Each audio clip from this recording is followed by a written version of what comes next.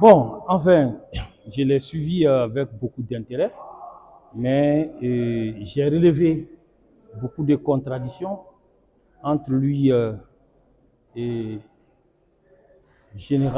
les deux généraux qui l'ont précédé, mais aussi entre lui et général Baldé, ce qui n'est pas du tout normal. Et d'abord, lorsque vous prenez la réunion qui a eu lieu, et cette première réunion a eu lieu au camp Alfaya Diallo, une réunion qui a été organisée sur instruction du président Kadis, des consignes qui ont été clairement données, comme quoi tous les militaires devraient être casernés et que seule la police et la gendarmerie devraient assurer le maintien d'ordre. Alors, et le chef d'état-major général a eu à préciser qu'au cours de cette réunion étaient présents tous les chefs d'état-major particuliers d'armée et était présent monsieur le directeur général de la police et son adjoint. Alors, et il a dit qu'il n'était pas présent à cette réunion. Ensuite, il y a eu une seconde réunion qui était en fait une réunion de restitution de ce qui s'était passé au camp Alfaya Diallo, qui cette fois-ci s'est tenue au camp Samori. Cette réunion, il dit également n'y avoir pas participé. Et dans son propre procès verbal de déposition, il a reconnu avoir participé à une réunion. Il dit qu'il a été convié à une réunion.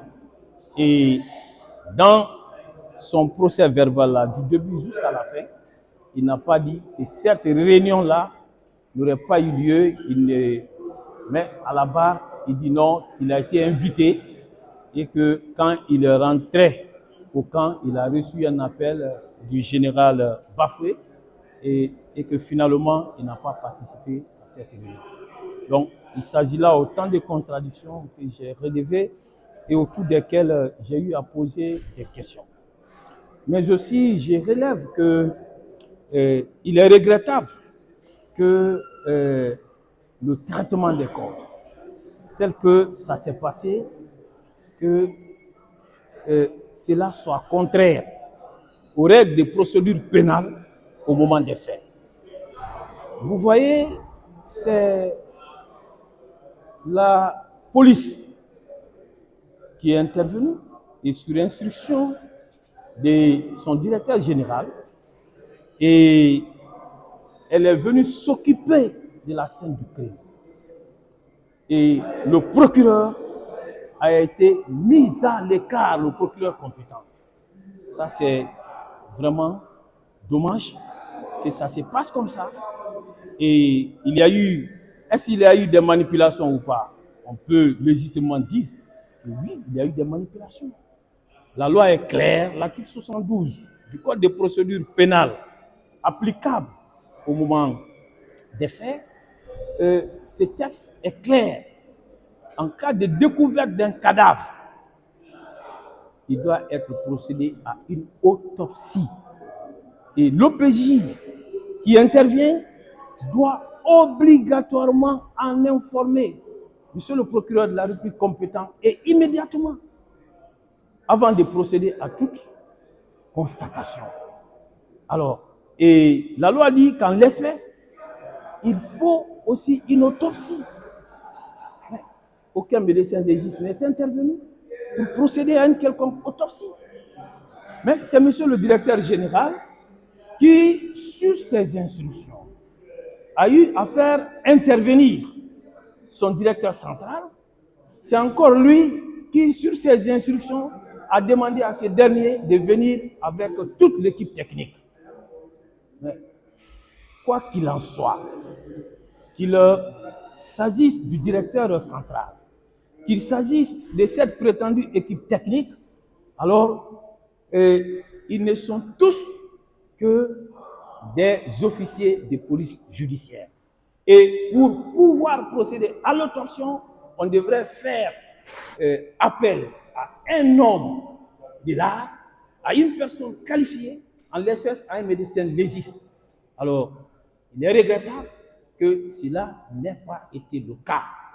Vraiment, ça veut dire, et je l'ai toujours relevé ici, que lorsque cette affaire a été déclenchée, on a mis de côté la justice.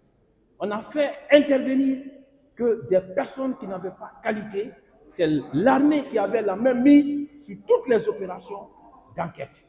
Et vous comprendrez d'ailleurs que c'est pratiquement le 30 octobre que une commission d'enquête nationale a été mise en place et elle n'a été opérationnelle seulement que le 9 novembre. Okay. Alors, durant tout ce temps, permettez, c'est important, durant tout ce temps, alors, tous les services en charge des enquêtes dans notre pays, pourtant nous avions en ce moment en vigueur le code de procédure pénale, tous les services de police judiciaire ont été mis en veille.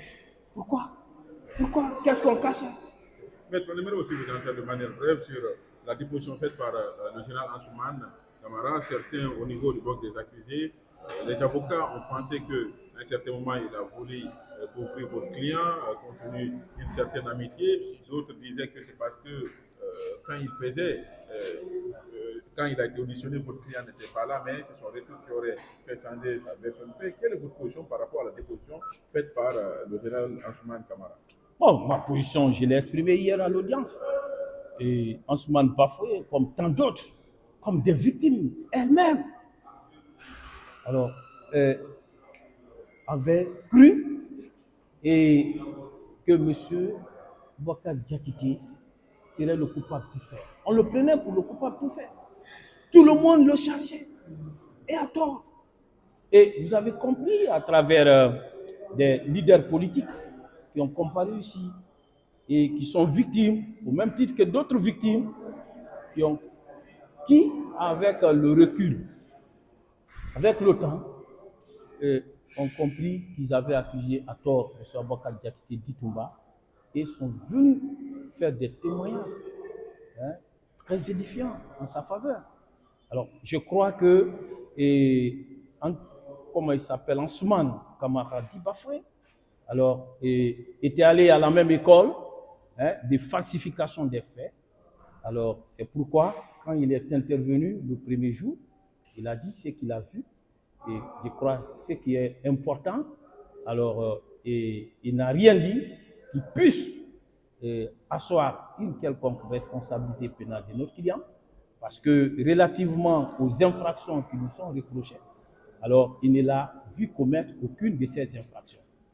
Et d'ailleurs, il ne l'a pas vu avec une arme, et il l'a dit, il l'a vu venir tout seul, alors il ne l'a pas vu descendre des camionnettes dont il a parlé, et à bord desquelles des bureaux rouges seraient venus. Il ne l'a pas vu non plus descendre du véhicule qu'il a appelé le véhicule de commandement. Et d'ailleurs, lorsque M. Boubacar Diakité d'Itoumba sortait du stade avec les leaders, il a dit que ces camionnettes et ces véhicules de commandement étaient déjà partis. Et la dernière question, que répondez-vous à cette question que vous, avocat, en posant parfois vos questions à ces témoins-là, c'est comme si vous posez des questions à des accusés, alors que ce ne sont que des témoins. Non, mais lorsqu'un témoin vient dans le but de protéger Paul ou Pierre, dans le but de ne pas dire toute la vérité, alors que sa mission consiste à dire la vérité, alors il nous appartient de ramener ces témoins-là à l'autre pour que le témoin puisse déposer en disant ce qu'il a entendu.